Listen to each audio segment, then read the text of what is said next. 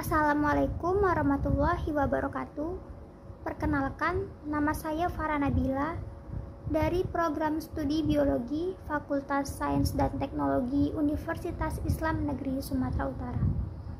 Tujuan saya dalam membuat video ini adalah untuk menyelesaikan tugas ujian akhir semester saya mata kuliah Bahasa Indonesia dengan dosen pengampu Ibu Junaida MPD.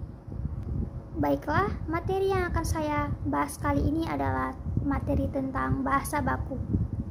Semoga teman-teman yang melihat video dan mendengar video ini sampai habis mengerti dan tahu apa itu bahasa baku dan tahu apa-apa saja yang fungsi bahasa baku. Baiklah, langsung saja kita simak dan kita jelaskan apa itu bahasa baku.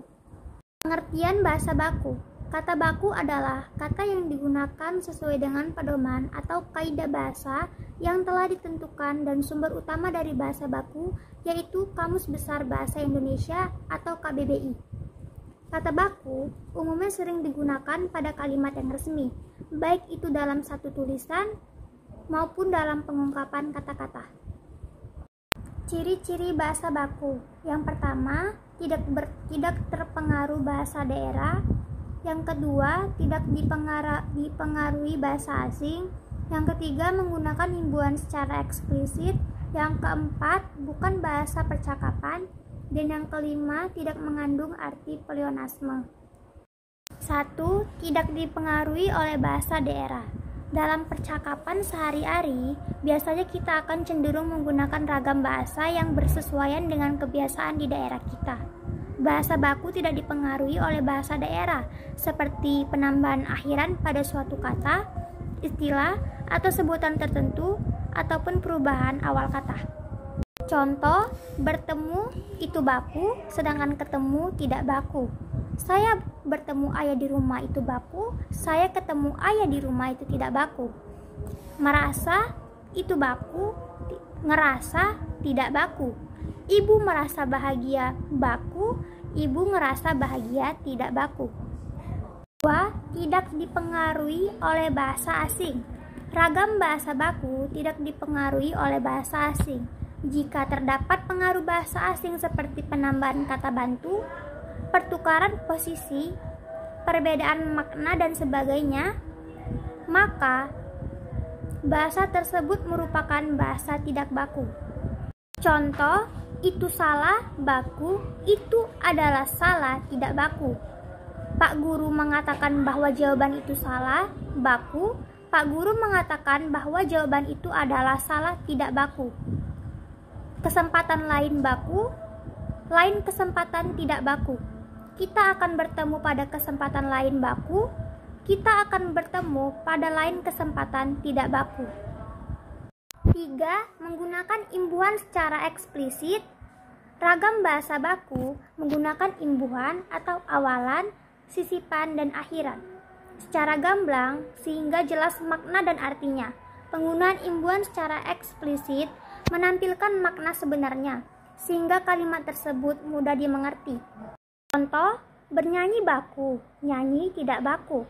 Adik dan kakak bernyanyi bersama baku, adik dan kakak nyanyi bersama tidak baku.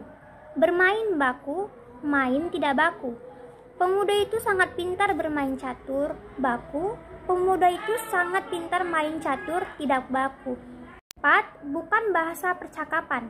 Ragam bahasa yang digunakan dalam percakapan sehari-hari umumnya merusak bahasa yang tidak baku atau bahasa pasaran.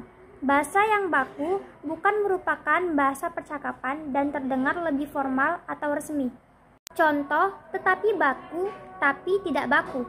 Adik sudah minta maaf tetapi kakak masih marah, baku. Adik sudah minta maaf tapi kakak masih marah, tidak baku. Tidak baku, enggak, tidak baku. Ayah tidak pergi ke kantor karena sakit, baku. Ayah enggak pergi ke kantor karena sakit, tidak baku. 5. Tidak mengandung arti pleonasme. Pleonasme merupakan majas yang menggunakan suatu kata atau keterangan yang sebenarnya tidak diperlukan lagi karena arti kata tersebut sama dengan kata yang diterangkan pada pertanyaan yang sudah jelas maknanya.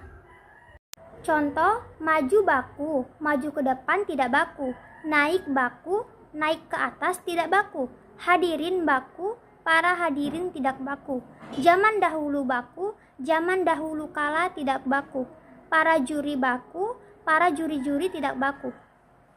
Fungsi bahasa baku. 1. Pemersatu. Pemakaian bahasa baku dapat mempersatukan sekelompok orang menjadi satu kesatuan masyarakat bahasa. Kedua, pemberi keikhlasan. Pemakaian bahasa baku dapat menjadi pembeda dengan masyarakat pemakai bahasa lainnya.